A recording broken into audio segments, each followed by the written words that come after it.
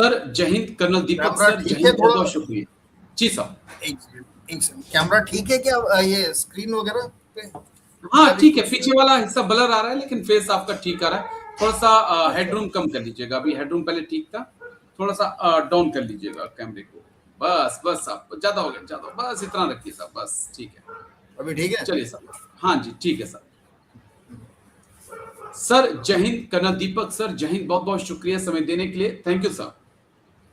जय हिंद राजेश, बहुत बहुत धन्यवाद मुझे अपने कार्यक्रम में शामिल करने के लिए। थैंक यू सर, आपने समय दिया। दरअसल बड़ा एक अहम इशू आ रहा था जिस वक्त भारत में 2020 के बाद से गोरखाओं की भर्ती नहीं हुई है, नेपाली गोरखास की भर्ती नहीं हो रही है, अग्निवीर को लेकर वो नाराज हैं। लेकिन इस बीच ब्रिटेन से एक बड़ी हैरान करने वाली खबर आ रही है कि ब्रिटेन में आरटी ब्रिगेड जो है उसका गठन किया जा रहा है और उस आरटी ब्रिगेड में पूरे के पूरा जो गोरखाज हैं उनको लिया जा रहा है, यानी कि गोरखाओं की भर्ती और ब्रिटेन में बढ़ा दी गई है। भारत एक तरफ भर्ती नहीं कर रहा गोरखाओं की और दूसरी तरफ ब्रिटेन लगातार गोरखाओं को अपने यहाँ पे बुला रहा है। कैसे इस बिग अपडेट को आप देखते हैं सर?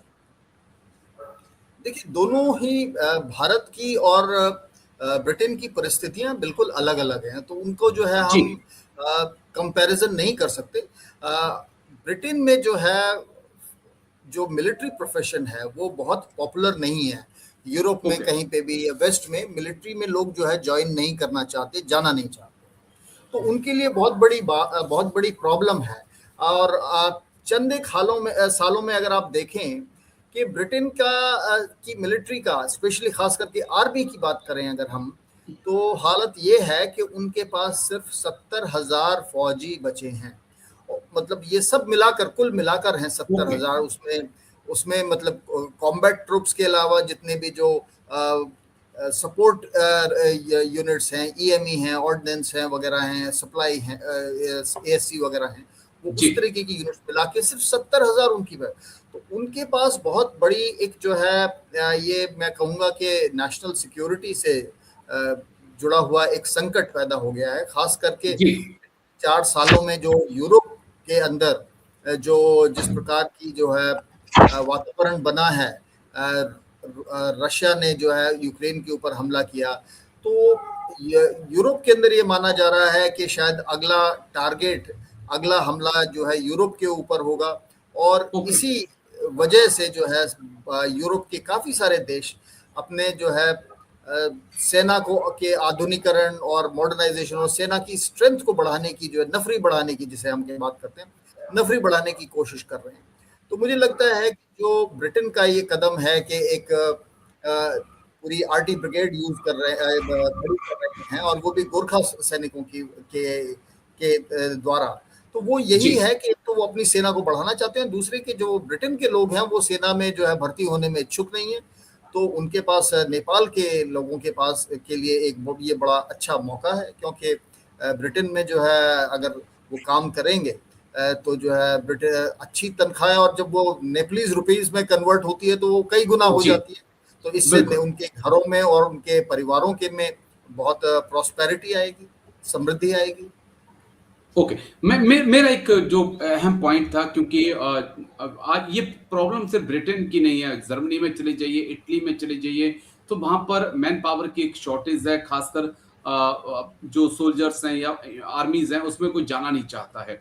क्या हम अग्निवीरों का फ्यूचर यहाँ पर देख सकते हैं? जिस प्रकार से 4 साल का एक ट्रेनिंग किया हुआ युवा बाहर आने वाला है, एक कोई क्योंकि अगर गोरखास जा सकते हैं तो फिर आने वाले वक्त में ये देश भी चाहेंगे कि हमें वेल ट्रेन्ड सोल्जर्स मिले, वो सोल्जर्स जिसे इंडियन आर्मी ने बैटल ट्रेन किया हुआ है।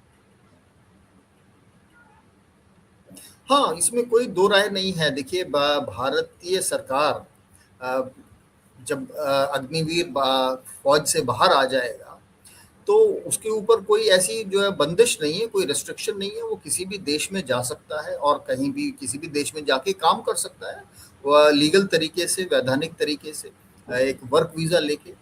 और यूएस में भी ये एक प्रोविज़न है यूएस की मिलिट्री में कि वहाँ पर अगर आप सिटीज़न नहीं भी हैं, उस देश के नागरिक नहीं भी हैं, तो भी आप जो है उनकी सेना में भर्ती हो सकते हैं। और तब आपका जो नागरिकता का जो प्रोसेस है वो एकदम से एक्सपीडाइट हो जाता है, वो जल्दी आपको नागरिकता भी दे देते हैं।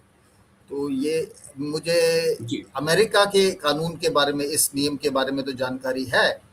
अ, हो सकता है कि शायद मैं समझता हूँ कि यूरोप के अन्य देशों में भी इस प्रकार का कोई कानून हो, या हो सकता है कि वो आने वाले समय में, क्योंकि जो जिस प्रकार से वहाँ पे सुरक्षा के लिहाज से परिस्थितियां बन रही हैं, तो वो इस हो सकता है कि इस प्रकार का कोई नियम या अपने नागरिकता कानूनों में या सेना की भर्ती कानूनों में कोई बदलाव करें, जिससे कि जो नॉन सिटीजन्स हैं या गैर नागरिक हैं, वो भी उनकी सेना में भर्ती हो पाए। हाँ, बिल्कुल। और एशिया में तो मैन पावर्स की कमी नहीं है। बस एक सवाल और, क्योंकि ये आरटी के ही जवान से जुड़ा हुआ है। नाम है शहीद अग्निवीर मुरली नाइक। और जब पाकिस्तान ने पुंछ में असॉल्ट किया था 10 मई को, तो उसमें ये अग्निवीर हमारे शहीद हुए थे।